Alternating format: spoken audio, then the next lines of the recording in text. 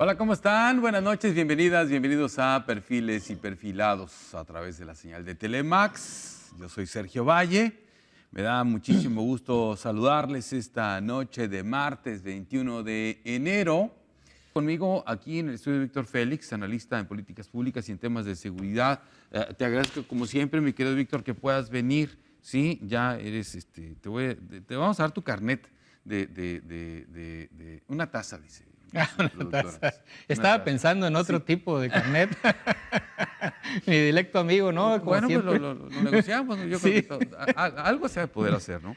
Y luego vamos también a conectarnos en un ratito más con mis compañeros periodistas Alberto Sánchez Mares en San Luis Río Colorado y con Sergio García en el bloque siguiente hasta Nogales, porque son los puntos de la frontera de Sonora con Estados Unidos en donde se presume estaría, digamos, representándose este problema que se nos generará si Donald Trump implementa al menos la mitad de lo que quiere implementar con las famosas deportaciones masivas. ¿Estás de acuerdo, Víctor?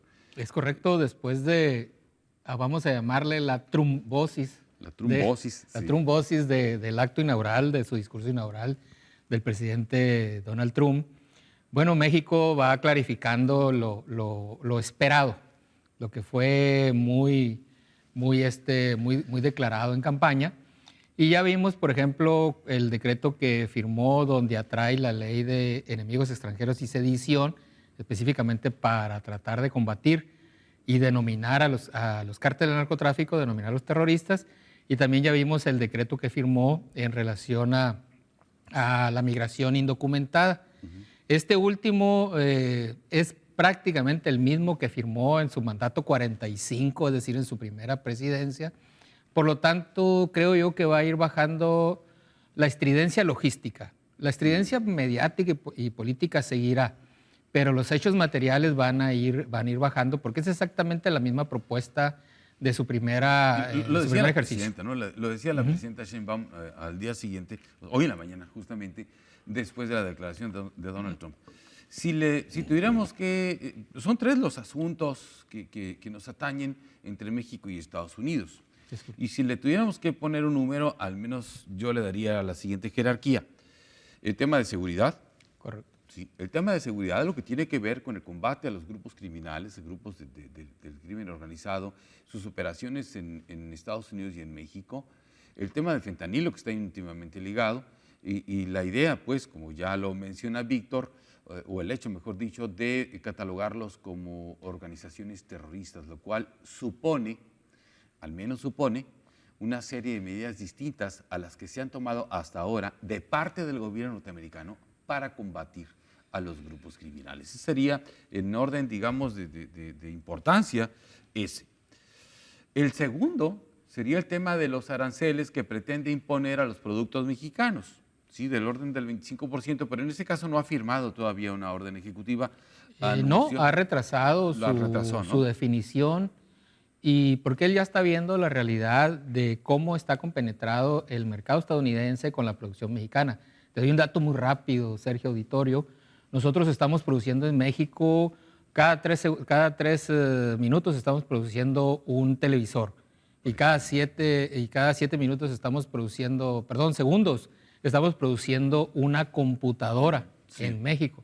Entonces, eso habla, nada más como un ejemplo rápido, de lo específico y puntual que es el intercambio y la producción mexicana para los intereses norteamericanos. Bueno, nada más, habría que ver a qué productos o a qué industria le impone esos aranceles, porque eso supone un costo también para los consumidores norteamericanos. Hay que recordar que nosotros tenemos un superávit comercial con Estados Unidos, ¿sí? Entonces, nosotros le vendemos más cosas de las que nosotros les compramos.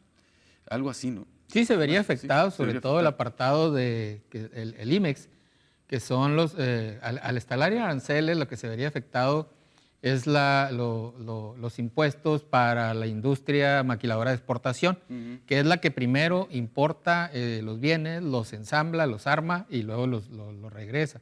Entonces los aranceles van específicamente, mayoritariamente a golpear ese nivel de producción y de transformación industrial. Exacto. Bueno, y en tercer lugar, quedaría el tema migratorio, ¿sí? Es el más ruidoso, es el más mediático, es el que más nos duele, que nuestros hermanos mexicanos que van a trabajar a Estados Unidos de manera honesta, a producir, etc. Y ahí estamos, ¿no? En esa narrativa. Yo no digo que no, yo no digo que no, simplemente lo que digo es que si le tuviéramos que dar una jerarquía, el tema de seguridad queda en primerísimo lugar, de ahí le sigue el tema comercial y al final el tema migratorio. Un cambio diametral en la política exterior norteamericana. Vemos al capellán, como bien lo mencionas, el sacerdote, el capellán de la Casa Blanca, porque es la primera también ocasión que hay un católico profesante, no institucional le llaman, que arriba a la Casa Blanca. Ah, bien. Y ese es Donald Trump. Por eso es que está el capellán ahí pues precisamente de la Casa Blanca, acompañándolo. Bien, esos son los anuncios que han provocado una serie de reacciones del lado mexicano y que iremos desmenuzando también en el programa porque leer bien los decretos, sin duda. No entremos en pánico, es una reacción serena la que adopta la presidenta Sheinbaum. No sé, como les dije ahorita, insisto, Víctor, ¿estás de acuerdo? Avisados estábamos, él no mintió. Su discurso inaugural es una compleja combinación de política electoral, de mercadotecnia política y de intereses comerciales. Y celebro que se haya visto con ojo científico y con ojo de evidencia los decretos por parte de la Presidencia de la República, los decretos que emitió, específicamente el relacionado con migración. ¿Por qué razón? Porque en todo este discurso inaugural lo que está imbuido es la mercadotecnia política.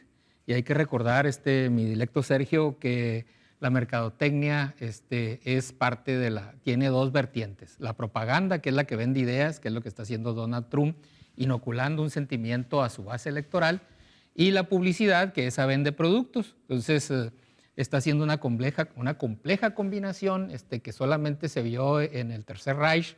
Recordemos al asesor de Hitler de mercadotecnia, donde publicidad y propaganda se armonizaban, que es algo sumamente difícil, se armonizaban para mantener al colectivo expectante y para establecer un punto con aquellos que son diversos a nosotros, que en este caso seríamos todos los extranjeros de Estados Unidos. Entonces hay una mezcla donde Donald Trump es un maestro, evidentemente, por eso está en la Casa Blanca. Entonces la presidencia de la República y los funcionarios tienen que irse con una gran precisión y objetivo de su vista técnico, científico. O sea, comprender qué es lo que está pasando, comprender a dónde va Donald Trump para poder colaborar, porque difícilmente vamos a negociar con él, pero sí podemos colaborar en el sentido de la interrelación que tienen nuestras economías. Bien, a ver, vamos a ver qué es lo primero. La comentamos, Víctor, después del corte. Es perfiles y perfilados. Ya regreso. El primero de ellos, como tú bien lo decías también al principio del programa, Víctor, ella hace una comparación, pues es el mismo decreto, simplemente cuando llegó Biden lo quitó y ahora que regresó Trump lo volvió a poner. Así es. Punto. Total, hay una similitud del 95% del decreto de su 45ª presidencia a esta que es la 47. Y lo relevante aquí, pues ya esto lo platico mi dilecto Sergio como analista en cuestiones de seguridad nacional, es que a la promulgación de aquel decreto en la presidencia pasada, México estableció una postura de negociación, el presidente López Obrador. Después de eso vino la captura del general Cienfuegos y logró Donald Trump lo que necesitaba en ese momento de México, que era que cuerpos policiales o militares mexicanos detuvieran una de las más grandes olas de migración que estaba sucediendo de Centroamérica y Sudamérica. Esos fueron los efectos. Entonces habría que analizar hoy por hoy cuáles efectos tendrá, viendo que es el mismo bus line, dirían los gringos, es decir, la línea de salida, para poder nosotros mexicanos negociar con el equipo de Donald Trump. Había realmente un fenómeno que estaba fuera de control. Totalmente, en aquel momento. Sí. Pero que ese fenómeno, hasta donde recuerdo, se logró revertir. La propia presidenta lo dijo, ¿sí? En ese momento están yendo hacia la frontera con Estados Unidos muchísimas menos personas de las que estaban yendo en aquel momento. Y de manera Sí. controlada porque tenemos conocimiento en la frontera sur mexicana del número de personas que se están trasladando. En la 45ª presidencia de Donald Trump era así un proceso brutal de migración indocumentada o Sí, irregular. acuérdate, pues, los Y tengo camiones, claros recuerdos, porque yo trabajaba en el Golfo de México en aquel momento, cómo avanzaban y avanzaban grandes contingentes, caravanas se les Exacto, denominaban, sí. que incluso se organizaban en Honduras, San Salvador, Guatemala. Y avanzaban. Era un negocio y avanzaban. Por Eso todo se el detuvo, continente. hoy es una historia distinta. ¿Tú estabas, en dónde estabas? Yo en aquel entonces trabajaba Coatzacoalcos, Salina Cruz, Progreso, el triángulo de operaciones petrolíferas mexicano, incluido la sonda petrolera del Golfo de México. El Golfo de México. Que le diga como le dé la gana el señor ¿Sí? Trump. Sí. Para nosotros es el Golfo de México y que le haga como quiera. Así es. Sí. A ver, vamos a explorar un poco también dos puntos de la frontera de Sonora con Estados Unidos. El primero de ellos es el de San Luis Río Colorado. Víctor, si quieres tú comentar algo con... Sí. Está aquí mi compañero y amigo Víctor Félix, analista también en políticas públicas y temas de seguridad, compartiendo contigo y conmigo, mi estimado Alberto, este programa. Saludos. Sí. Un gusto saludarte, Alberto Sánchez. Y sin duda esto que está sucediendo en la frontera mexicana y sobre todo ahí en San Luis, pues tiene que ver con algo muy, muy sencillo y claro. El gobierno se gana con saliva, o sea, con palabras, con discurso. Sí. Pero se ejercita con tinta, es decir, con decretos, con órdenes ejecutivas, en el caso de Estados Unidos. Y ahí es donde el presidente Trump ya se enfrenta a la realidad gubernamental, las normas que establece, los procedimientos que establece el ejercicio de un gobierno. Luego entonces los temas de migración no son tan fácilmente movibles, es un enorme aparato, pero sobre todo el tema de migración pega en la actividad comercial de los Estados Unidos. Entonces él tiene que tomar una decisión ya como gobernante, no como candidato, ni mucho menos ni presidente electo. Ya como presidente de los Estados Unidos tiene que tomar una decisión con quién va a establecer la guerra. Si va a establecer la guerra con China o va a establecer la guerra comercial, estoy hablando, con México. Si la va a establecer con México, bueno, esperemos un proceso de deportación y retorno de connacionales medianamente grande y aranceles. Si la va a establecer con China, como que es lo primero que se vio 2 días antes de su asunción a la Casa Blanca, pues tendría que tener otro tipo de comportamiento su presidencia y otro tipo de funcionarios. Y el caso específico y emblemático del TikTok, que fue deportado antes de que él llegara. El primer deportado fue TikTok, ¿no? Inmediatamente al arribo de él a la presidencia, fue reinstalado. Habla no por las capacidades de difusión de TikTok, sino por la dispersión económica que realiza el TikTok. Entonces, son decisiones de carácter económico que deben de tomarse, que evidentemente en temas de carácter social se privilegian en Estados Unidos por sobre lo social. Recordemos que es un sistema capitalista. Nosotros sí somos un sistema capitalista, pero medianamente social. No quiero decir socialista, no lo es, pero somos distintos de esa manera. Creo que por ahí va Donald Trump. Bien. Oye, Alberto, a propósito ahorita de lo que mencionaba Víctor, ustedes que están en la frontera, ¿no se les cayó el TikTok ahí estar tan pegaditos con Estados Unidos? Sí, curiosamente, aquí con la vecindad que tenemos con Sonora, Arizona, a varios conocidos les dejó de operar.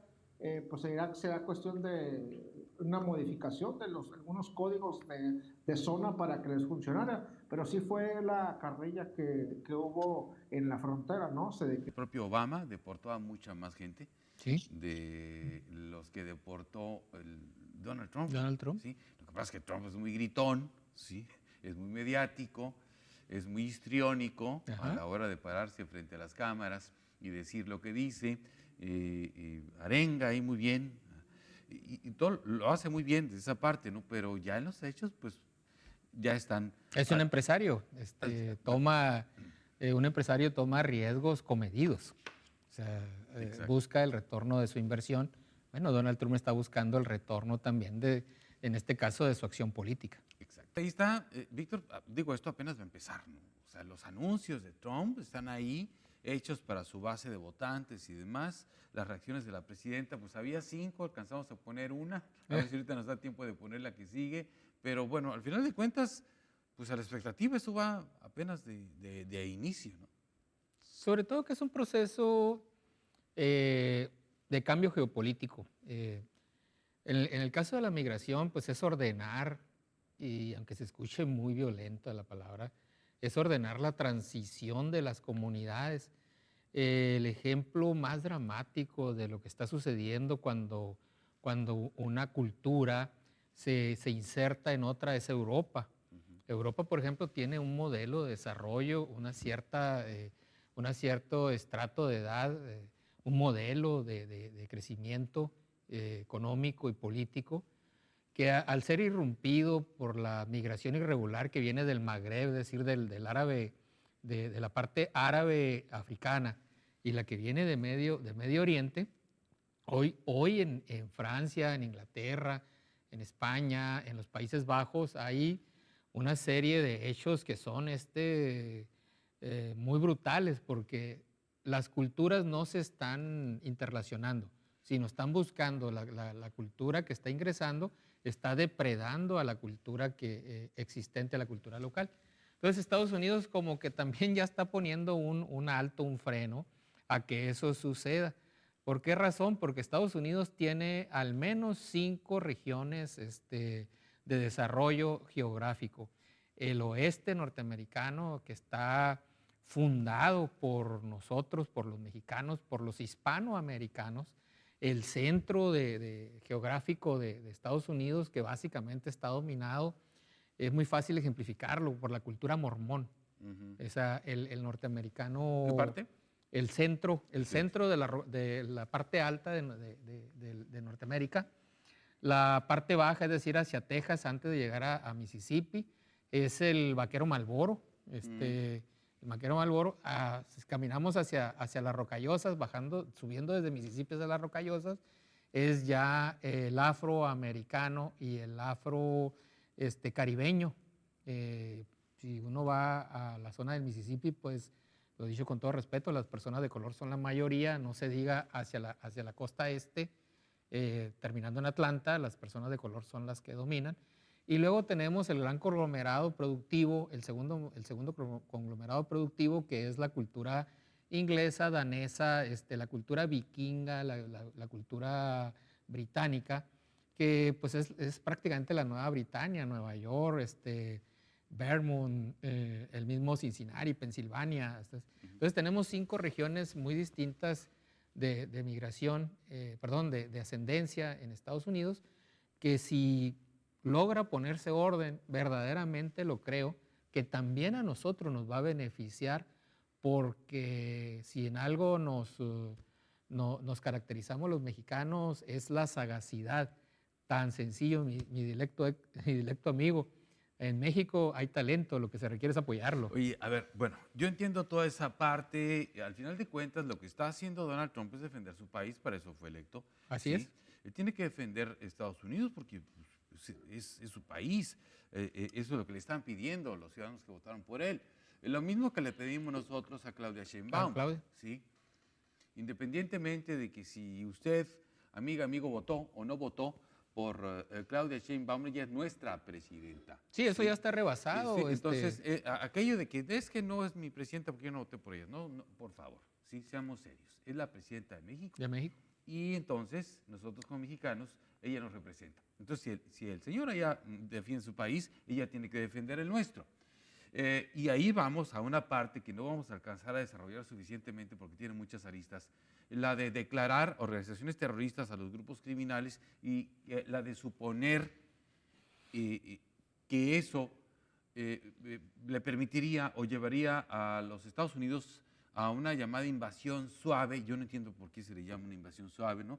Se hacen como puntos o golpes de precisión en México para que Estados Unidos combata en territorio mexicano a los grupos criminales, lo cual pues resulta inaceptable desde pues, la visión de prácticamente todo el mundo y de la presidenta en decirlo, ¿no? Es que dentro del derecho humanitario internacional es lo que se le denomina el CANI, que son conflictos armados no internacionales, es decir, no son dos ejércitos de dos países respectivamente peleando entre sí.